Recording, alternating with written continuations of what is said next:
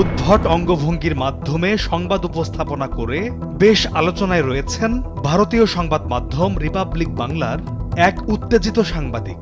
ভারসাম্যহীন কথা বলতে বলতে স্টেজের এক প্রান্ত থেকে অন্য প্রান্তে ছুটে বেড়ান এই সাংবাদিক। এমনকি হাত নেড়ে নেড়ে করতে থাকেন প্রলাপ।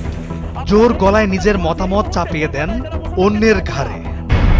2021 সালের 21 জানুয়ারি দক্ষিণ কলকাতার মহাসড়কে মোটরসাইকেল দুর্ঘটনায় মারাত্মক আহত হন ময়ূখ। সেই দুর্ঘটনায় তার মাথায় গুরুতর আঘাত লাগে। মাথার তারগুলো চেক করব। তুমি মাথাটা সরাও। তোমার মাথায় কি আছে সেটা আমরা দেখি। আর মাথার দুইটা তার ছিঁড়া। এখানে কি দেখা যাচ্ছে? তার মাথার ভিতরে আর কি আছে এখানে? এটা কি? What the fuchka?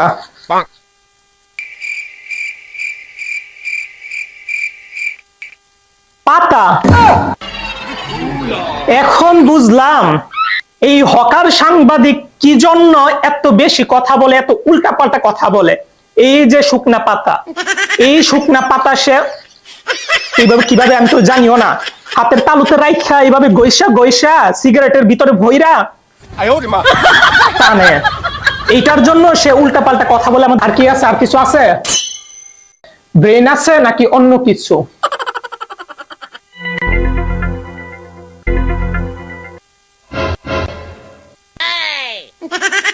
কিন্তু এখানে তো তার মাথার ভিতরে তো গরুর গোবর না, তার মাথার ভিতরে দেখতেছি মানুষের পটি।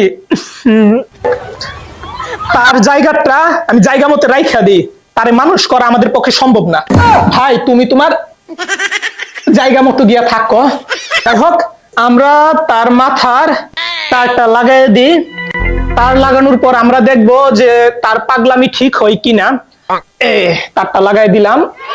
নে ভাই, তার লাগাই দিলাম, এবার ওইটাও লাগাই দিই। মাথায় আঘাত লাগার কারণেই হয়তো তখন থেকে এখন পর্যন্ত মানসিক ভারসাম্যহীন আচরণ করছেন ময়ূখ।